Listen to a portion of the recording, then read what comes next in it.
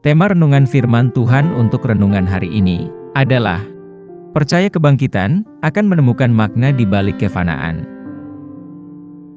Ayat Alkitab yang kita baca sesuai bacaan Sabda Bina Umat GPIB hari ini adalah dari Lukas 20 ayat 27 sampai ayat 28 yang berbunyi sebagai berikut. Maka datanglah kepada Yesus beberapa orang Saduki yang tidak mengakui adanya kebangkitan. Mereka bertanya kepadanya, "Guru, Musa menuliskan perintah ini untuk kita. Jika seorang yang mempunyai saudara laki-laki mati sedang istrinya masih ada, tetapi ia tidak meninggalkan anak, saudaranya harus kawin dengan istrinya itu dan membangkitkan keturunan bagi saudaranya itu." Demikian bacaan Alkitab hari ini. Haleluya! Saudara dan saudariku yang dikasihi Tuhan Yesus, dan yang mengasihi Tuhan Yesus. Lukas 20, ayat 27 dan 28, adalah bagian dari Alkitab Perjanjian Baru, yang menjawab pertanyaan teologis yang diajukan kepada Yesus oleh orang Saduki, sekelompok pemimpin agama Yahudi. Dalam perikop ini, orang Saduki mendekati Yesus dengan pertanyaan tentang kebangkitan. Orang Saduki tidak percaya pada kebangkitan orang mati, tidak seperti kelompok terkemuka lainnya pada saat itu, yaitu orang Farisi, yang percaya pada kebangkitan. Orang Saduki menyajikan skenario hipotetis kepada Yesus dalam upaya untuk menantang gagasan kebangkitan, dan menunjukkan apa yang mereka anggap sebagai ketidakkonsistenan logis dari kebangkitan. Mereka mengingatkan bahwa Nabi Musa menuliskan sebuah perintah, di mana jika seorang suami yang masih memiliki saudara laki-laki meninggal, dan meninggalkan seorang istri tanpa memiliki anak, maka saudara laki-lakinya itu harus menikahi janda itu, untuk meneruskan keturunan bagi saudaranya. Orang Saduki itu kemudian mengasumsikan sebuah kasus, di mana seorang wanita yang harus menikahi banyak saudara laki-laki dari suami pertamanya, yang semuanya meninggal tanpa memiliki anak. Lalu mereka bertanya kepada Yesus, "Siapakah di antara laki-laki bersaudara itu, yang menjadi suaminya pada hari kebangkitan?" Maksud orang Saduki bukanlah untuk mencari klarifikasi sejati, tetapi untuk menantang konsep kebangkitan. Mereka percaya bahwa mereka telah menghadirkan sebuah teka-teki yang tak terpecahkan, yang akan merusak gagasan tentang kehidupan setelah kematian. Untuk menanggapi tantangan orang Saduki itu, Yesus menjawab dengan menjelaskan bahwa dalam kebangkitan, hubungan seperti yang dipahami dalam kehidupan duniawi ini menjadi tidak berlaku.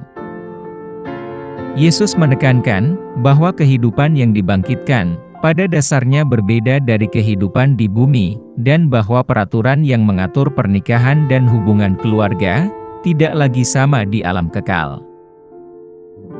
Penting untuk dicatat bahwa tanggapan Yesus dalam perikop ini bukanlah risalah teologis yang mendetail tentang sifat kebangkitan, tetapi tanggapan yang ditargetkan terhadap tantangan orang Saduki.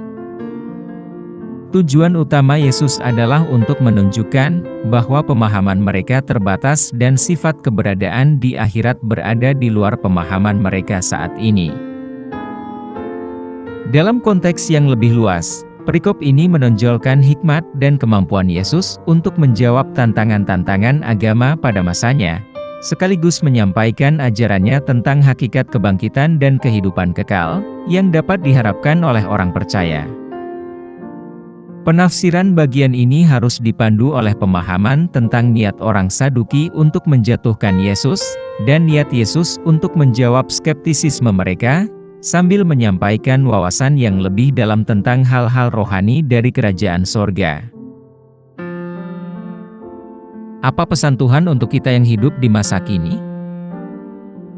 Saudara dan saudari terkasih dalam Kristus, ayat-ayat bacaan Alkitab hari ini mengajak kita untuk merenungkan kebenaran kebangkitan yang mendalam, dan dampak nilai-nilai rohaninya terhadap kehidupan kita.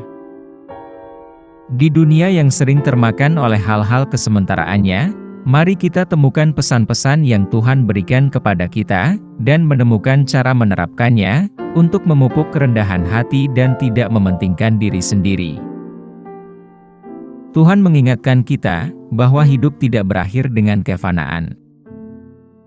Melalui kehidupan kebangkitan, Yesus menawarkan kepada kita pengharapan, yang melampaui keberadaan duniawi kita, yaitu suatu janji kehidupan kekal di hadirat Tuhan. Sama seperti Yesus menantang perspektif terbatas orang Saduki, Tuhan mendesak kita untuk mempertanyakan norma-norma masyarakat yang mengutamakan nilai-nilai materi. Kebangkitan memanggil kita untuk meningkatkan pemikiran kita, melampaui hal-hal fana yang bersifat sementara. Apa yang harus kita terapkan dalam kehidupan kita sehari-hari? Kita harus merenungkan sifat kehidupan yang kekal, yang akan membuat kita rendah hati, mengingatkan akan kita, bahwa waktu kita di bumi adalah momen yang cepat berlalu dalam rancangan agung rencana Allah.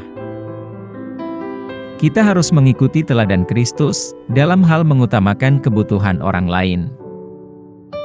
Kebangkitan meyakinkan kita, bahwa setiap tindakan kita memiliki makna kekal.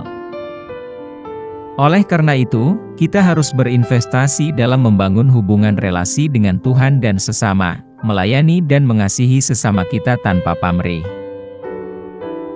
Kita harus melepaskan diri dari keterikatan kita dari hal-hal yang material, dengan menganggapnya sebagai alat saja.